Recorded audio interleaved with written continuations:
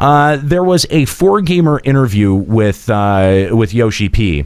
And this was a really interesting interview. They took questions from their audience starting back in November, and decided to put a bunch of these to Yoshi-P. And some of these questions were kind of surprisingly hard. Yeah, I actually read all the way through this one. It's not normally something that we here at Limit Break Radio do, but I actually read all the way through it when I was at work one night instead of doing actual work. Passed by really, really quickly, but it took a while to get through. There was a lot of really cool stuff in here. Yeah. Including Nika.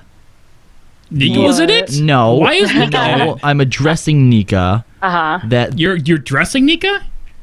Is she like wearing some kind of like mount? Jackson, just stop talking. Jackson, stop Muted. talking. Yeah, they for all those people that go, Yoshi never said that they don't account for healer damage, blah blah blah blah blah blah blah blah. Straight up says it.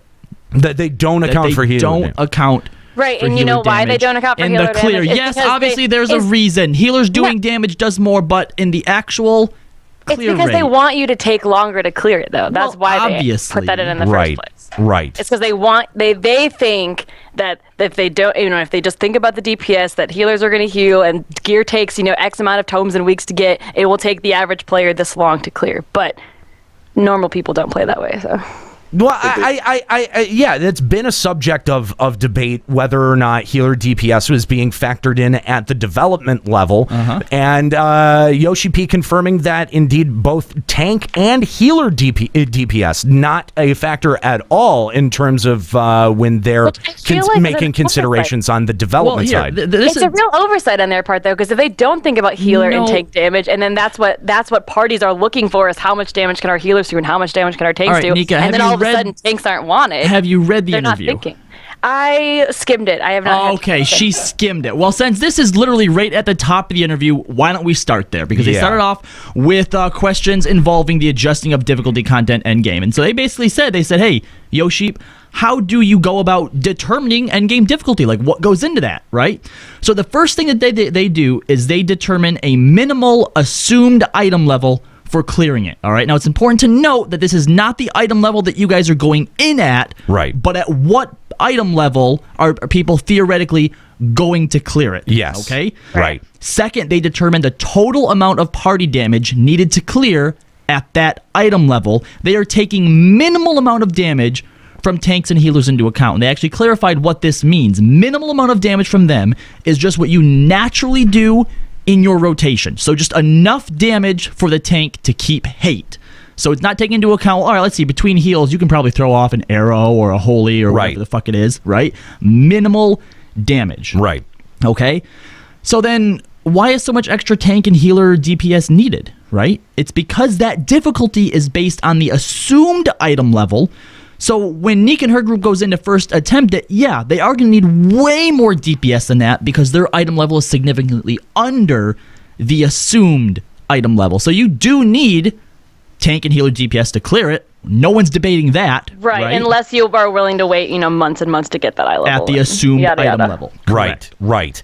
And to take a direct quote from this interview, and keep in mind this is translated. It was very carefully translated. The person on BG who translated it, Slicer, who's done a lot of translating in the past, was very clear about the way that they intended to translate it.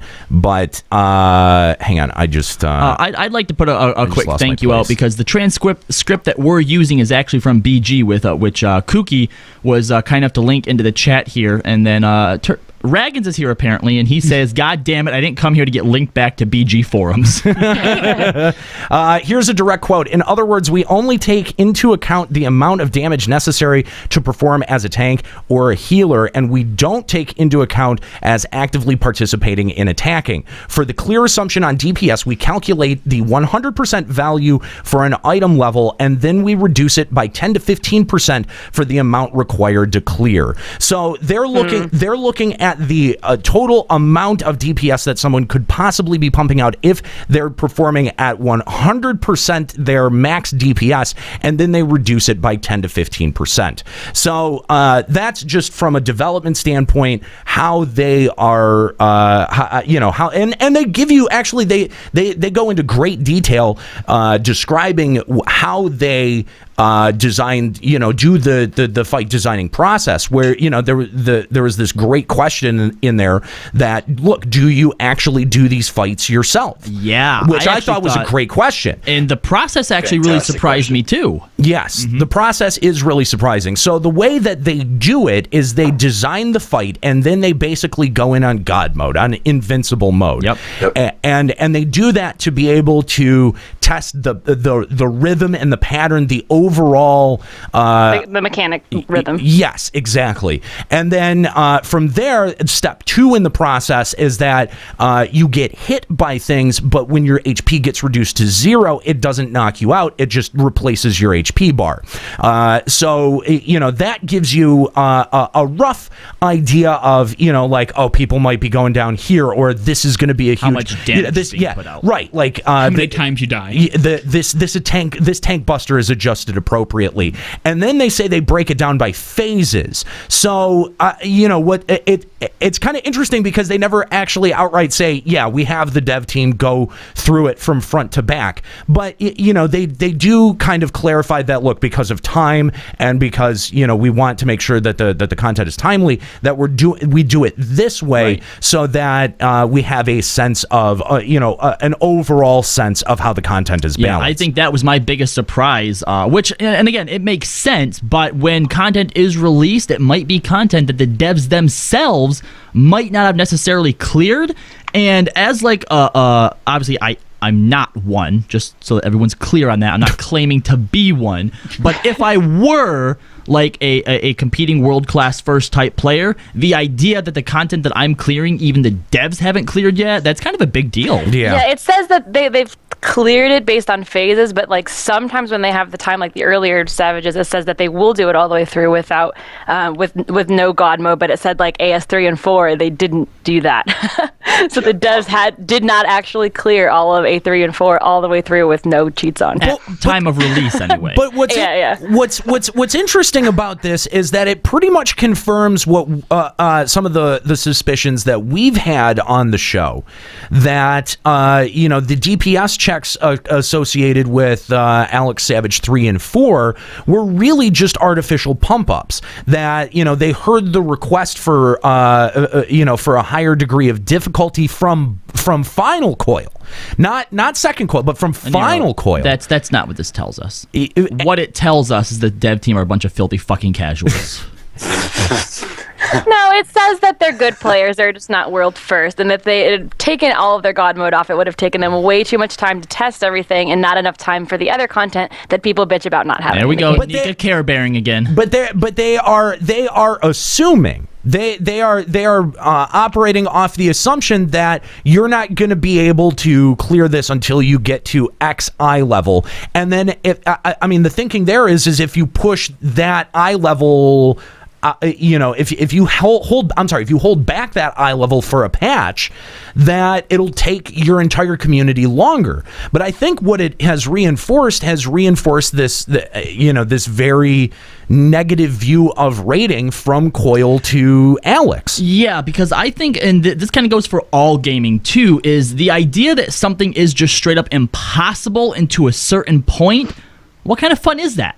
Right? You have to be operating at 90% efficiency, even with the assumed item level, is what they're saying, in order to pass it. And obviously, you are way under that assumed item level. I mean, even in Dungeons and Dragons, going as far back as like the earliest editions, even a level 1 going up against a level 20 still has that chance of hitting a crit on it. Right? Right. So the idea that no matter how strong or weak you are, if you're skilled enough, you can still make progress is something that I think has always been, to me anyway, important in gaming, Right, which is why, I mean, I know they're trying to say that, like, they don't want all this content to be cleared in 1 week, yada yada. But back when, like, Obviously. T13 came out, I think there was one group that cleared it within the first week, and it's not like it was easy, right? Like, you saw they were, like, pumping potions, their healers were constantly at no MP, and they were really, like, min-maxing everything possible they could do. The average player is not going to do that. I think it's okay to be able to clear stuff in first week if it's, you know, one group of players. Right. I think completely banning everyone until you're, like, I-190, there's no way anyone can clear it because the minimum to clear it is 190, like, it's stupid, and it makes no one have any fun.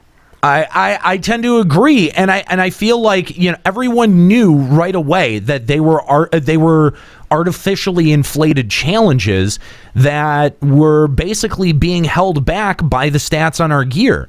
That there was no degree to which you could perform to be able to put a curve on that handicap. 90% of the assumed eye level is probably still a lot higher than 100% at the entrance eye level. Yeah. So, Exactly. And so I feel like it brought this very negative attitude around rating from Coil to Alex. And the other thing is that I don't think that there was a whole lot of people saying that Final Coil was easy.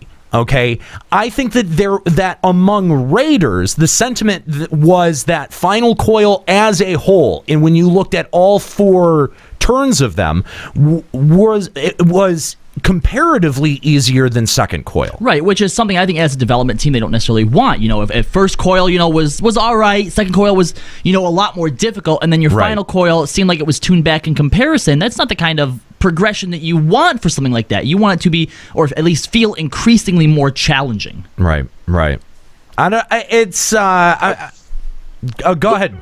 You just looking at the whole thing from a raid perspective and like the community perspective of like, and taking a step back from how this whole thing progressed. Like, there's a lot of community outcry that says like mechanically turn 9 is harder than turn 13 and everything like that down those lines. And then you get like the big scale like bandwagon after the fact. And for everybody that complained about, you know, beating it too quickly and not having enough time raiding and things like that, like, Square-Enix listened to those things. Like, Yoshi-P listened to that outcry in the community and said, okay, well, we'll just make something that you can't beat in the first week.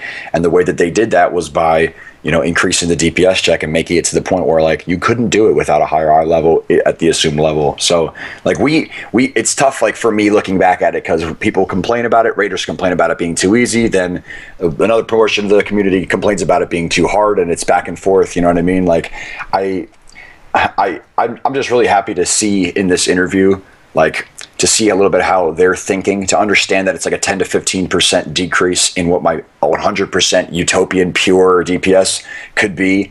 And then also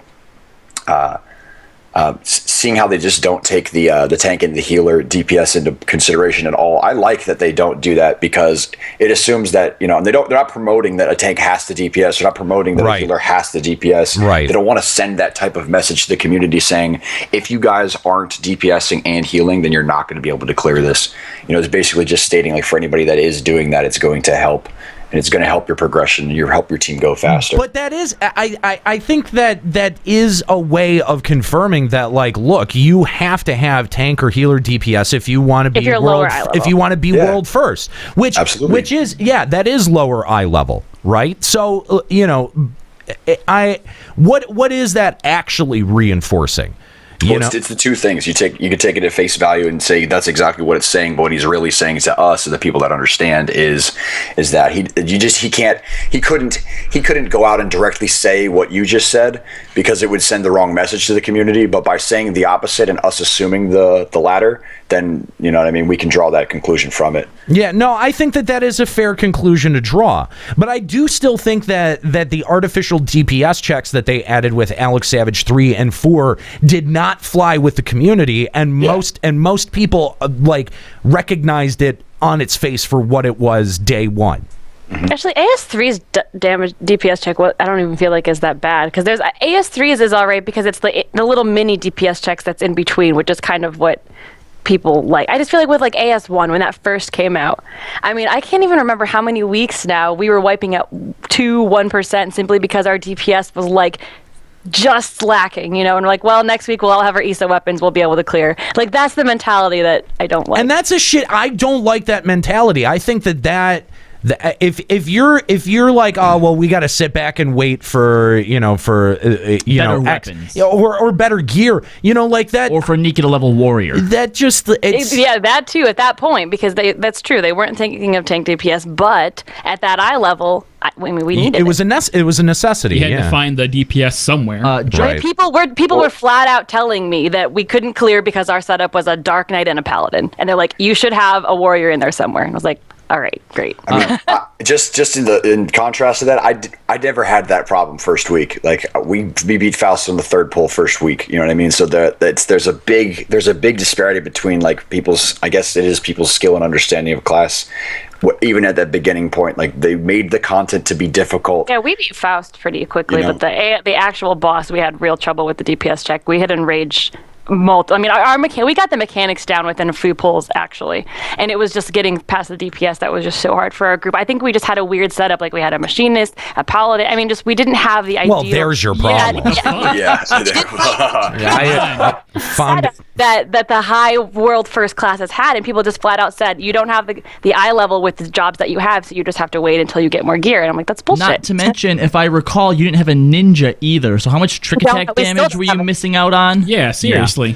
Joe actually brought up a point in his first little spiel that he did there about how I think that people assume that difficulty is based on how long it takes you to clear it, right? And if they wouldn't have had these DPS checks in there, if it would have just been really, really fucking tough mechanics, and there was one, maybe two groups that did clear it week one, but then we didn't see anybody else clear it for several months, people would be saying, it was a lot easier. We only cleared it in a month. Because why? Because you didn't fail for so long, right? And that would have been seen as a negative aspect, but we've actually seen that thing, and it wasn't regarded as negative, and that was with Thornton. People loved the Thornton Extreme fight, right? This is one of the most fun that they've had in a fight so far. And people are that was cleared. And people are still doing it, too. People are still doing it. People are still struggling with it. Yeah. But it was also clearable. See, that's one of those things where it was extremely difficult, but this is something that is largely skill-based and doesn't rely so much on gear. And I think going forward, that's what Square-Enix needs to try and focus on when they're adjusting and making these encounters. Now, question for you, Calla. Would Thornton be as fun if you didn't get a 205 weepon from it? No. Honestly, I think so. I love the mechanics of Thornton. I had a blast learning that fight. Do you mean like if it dropped a ring instead? I mean, like it's got like, are you saying if it had no reward? Because if it had no reward, no one would do it. Yeah. The point that I'm trying to make is that reward, or is that affecting the way that people feel about it? Just as a point, like it is what it is. Whether the answer is what it is, but I feel that one of the reasons why I enjoy it so much is because I get a fantastic piece of gear and it's challenging enough. Like if it was a ring, if it was something like secondary, I wouldn't be doing it at all. Here's the thing: you now have relic weapons out, which are 210, and people are still doing Thornton. Yeah, but that relic quest though. Yeah, you can't that's say not people. comparable. No, I see what you're saying, Joe. But when I think of Thornton comparatively to the Savage fights, I think Thornton the mechanics are extremely more enjoyable. They're not. And Savage is guaranteed to drop 210 stuff, which is what I want and what I need. But I think it's just like I look at AS3, which is where my group was bashing their head when Thornton came out, and AS3 was so stupid that we rage crit, but Thornton I could wipe over and over and not get angry because it was fun. I think what he's trying to point out, though, is the fact that would the perception of Thornton be the same if there wasn't a reward that made doing it over and over worthwhile? Now, obviously, that doesn't affect the actual fun of the fight itself, but it would affect how much people still do it now. If I had Bismarck level rewards. Yeah. Oh, well, yeah, of course. Obviously, I think it would still be a fun mechanic and a fun fight, and people might still be talking about, how great the design of it was, but would they still be doing it itself? Probably not. No, I don't think they would. There's not many things you do in this game once you're finished with it anyway, regardless of how fun it is. I think some of the older coils were a ton of fun, but I don't do them anymore. They're I-90 gear. Why would I do that anymore? I really want to make the point that the timing that Thornton came out for the reward that it gave, I think was the reason why my overall experience with Thornton is as awesome as it is. Like everything about it coming out with the content that it came out with in the past that it came out with the reward that it came out with still up until 3.2, like it's going to be a relevant piece of content. I think that was my overall experience with Thornton.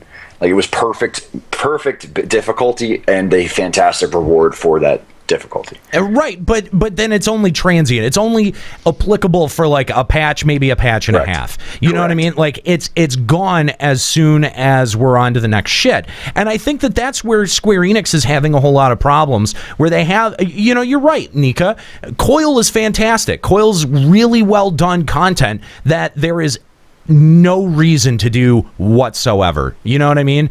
Unless the relic weapons end up redirecting us back there, which who knows if they will. I don't think they will. We can drag newbies back for poetic bonus. But that's pretty much it. But that's I gotta give you poetic bonus. But that's pretty much it. You know what I mean? Like, I think, like, for as much as I've been, and it's been weeks and weeks and weeks that I've been harping on this, but as much as I think that they should add additional rewards, in like an RNG sense to Savage Coil, to make sure that the rewards that you're getting out of it are long term and there's a reason to keep grinding it. I think that if they did something along the same lines of your relic grind, but for specific slots of armor at a given point, that you could drag that out for the entirety of an expansion as well. I mean, imagine, okay, I don't want that. No. Just imagine. Okay, so the Alex gear takes a lot of effort in learning a hard fight. So to balance that out, this would be very, very grind heavy gear that you would have to do maybe slightly more challenging stuff. You'd have to go back and grind a whole bunch of binding coil, right? Like that, and that would be the way that you would progress your armor, and then that way you would have potentially, like you could have somebody who, would have a leg up stats wise for the future of this game, all the way to the next expansion. And, it eases some, you want to put crazy DPS checks in your game, Square Enix. This would be one way to give parties a better chance at getting through those. So you're talking about like something similar to the relic weapon, but with gear, where it's like, look, if you want these awesome fucking legs that this book foretells of, go back and run binding coil 20 times for each turn. Right. And then you, I mean, shit, you still got Crystal Tower that's sitting there completely unused. I mean, make it larger than 4 people content. Like, make it focused on 8+ people, full party content. You got to go back and unsynced. You got to go back and do the EX fights, the EX primal fights. Make it something with a little bit of balls on it. Not that much, because you know what? Little balls. Yeah, little balls, because tickle the balls. I think it would be more fun if they made us have to do the EX primals with 4 people.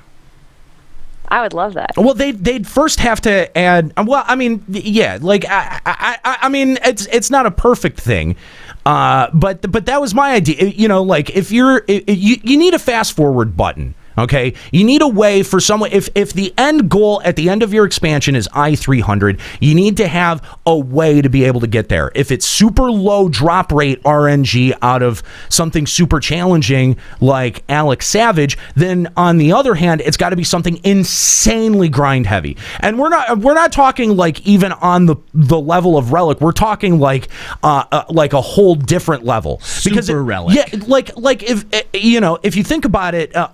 A less than 5% drop rate RNG out of Savage, that would be insane to try to get. People with those pieces of gear, it would be like, seeing that would be insane. And you would get this insane lust. But Yoshida has stated that they don't want to make something with that much power and only have it distributed through raiding. Well, then you have the other side of that, where, if you're going to make something that's accessible through raids, then you also make it accessible through grind, okay? And we're not talking about like a grind that you can get through in, a week if you poop socket. Yeah, no, we're talking like Dynamis level grind shit. Like, we're talking like go back to some insane 11 grind shit. It's exactly what I thought of when you first started talking about this, was relic gear for 11. And not that I had the experience doing it, but the thought of that, it's right up that alley.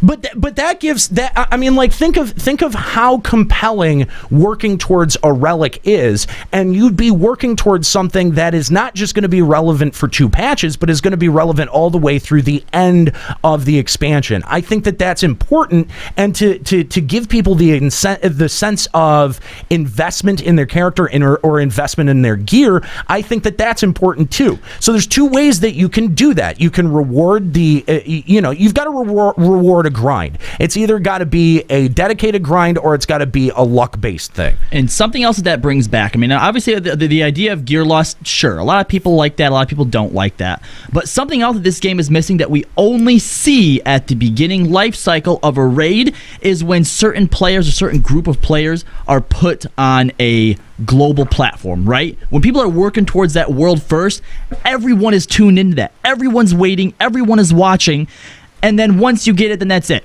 Right? Now it just comes back to what am I doing, what are my friends doing, blah, blah, blah, blah, blah. Right. But when you have things like this, right, if you had that 5% gear drop from Final Coil, if you had this relic thing that someone had to literally fucking grind their asses off for months at a time, when you finally see that, it's going to pop up everywhere. You know, a Nero on Sergeant Tannis finally got the blah, blah, blah, blah, blah, you know? Yes. Wait, what the fuck? Isn't he a Dark Knight? That totally goes way better with Dragoon. What the fuck? Like, it would be everywhere, and it would put people back onto a global scale. It would get people talking about stuff in between these patches, even when there's nothing going on. You know, how's Juxta doing with his progress? Give a world first reward for that shit. You know what I mean, dude? People jizz all over. That's such a great idea, but the thing is that people in this game and the way that this free community is built companies up, would abuse it, and I would get stepped on. They would not have it. Is the thing? They'll be like, it's not accessible. I'm a casual. I'll never be able to get that. And we want the hell out. That's bullshit. That's if bullshit. It's available in a grind, that's right. They can get it because I fucking did it. That's right. That's a great point. It's just hard because where's Diadem taking place in this? You know what I mean? Like if I felt like if they wanted to do something like that, that would have been the Diadem equivalent. You know what I mean? Like it's just and it still could be though. It's not that. I mean, they're still gonna go and adjust Diadem.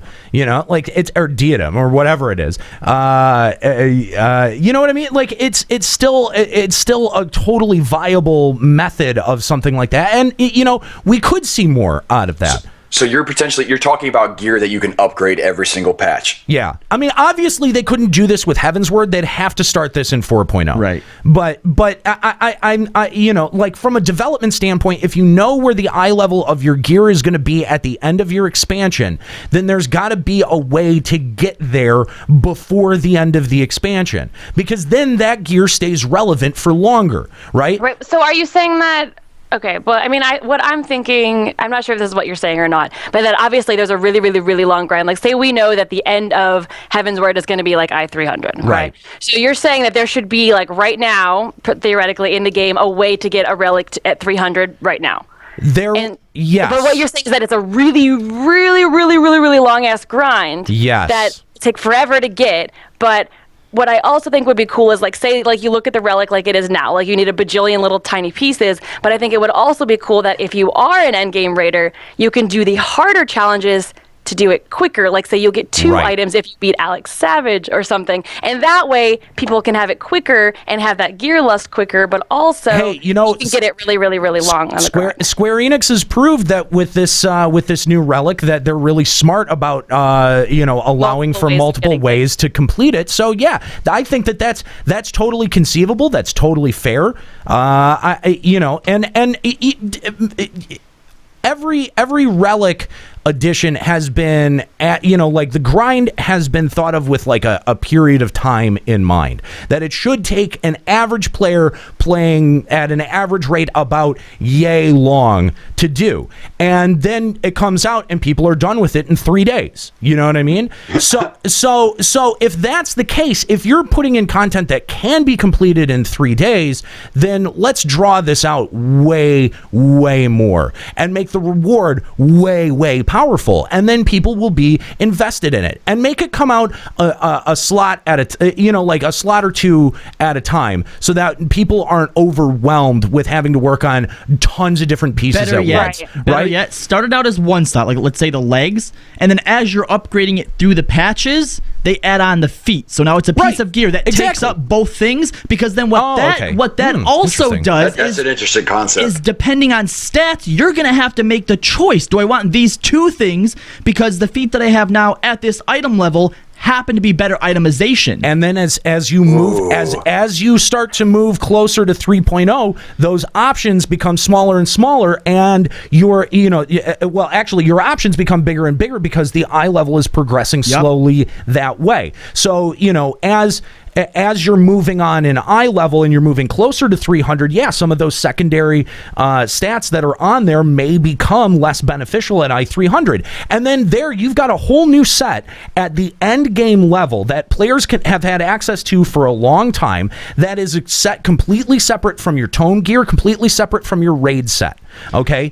And those are still completely viable, and they exist in the way that they have always existed, and you just pop this on top of it as a way to add a fast forward button. I think that is one of the most interesting ideas, because what that does, and let's say potentially you could do something with like combining legs and feet, and that would give you like an X bonus. Like if you spent X amount of time and then you said, hey, if I wanted to relic combine or something like that, fuse, whatever, I wanted to alchemy these pieces together, that could potentially give me like X increase that would be specific to like crit, skill, speed, det, vitality, strength, like whatever I decided. You would see that, like, you would see people in Idleshire with one combination based off of the way that they wanted to do it, as opposed to like the perfect, like every Dragoon that I see that's got an AS3 clear and AS4 clear has the exact same gear everywhere I look. Like that could actually add in some type of like a unique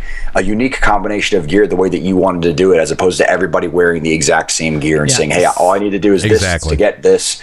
Because that's what I think part of this game is missing. Like if you talk about Elder Scrolls, like you see people build their characters and build their gear based off of the way that they play it.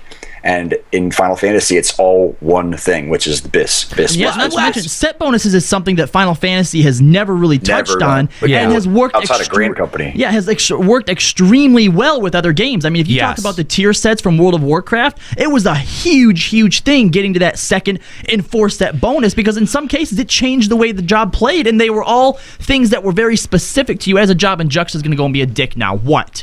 In World of Warcraft, back in Burning Crusade, there was a problem though, because the Druid tier 2 set bonus was so good that literally the second set of the second like tier of rating, you wanted to keep that set bonus because it was so strong. Well, that's something that comes down to just balancing. That's just sort of like what you have to. Yeah, you gotta weigh those factors. Like that's I think a fair part of the meta. Yep. Like that's where the meta comes in, right? So if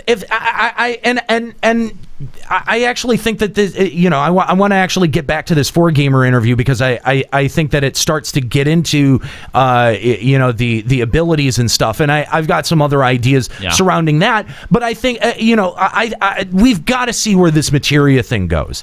I think that there's a whole lot of potential behind where materia is headed and the direction that's going to take. I'm going to call it right now. Materia is just going to be a way to get your accuracy up to par, and then it's just going to be more main stats. I mean, it's just I don't know about that. To start out, maybe. Don't. But there is always room for improvement. That's where I see it going, because that's how it always ends up. What I think is kind of cool though is that you can.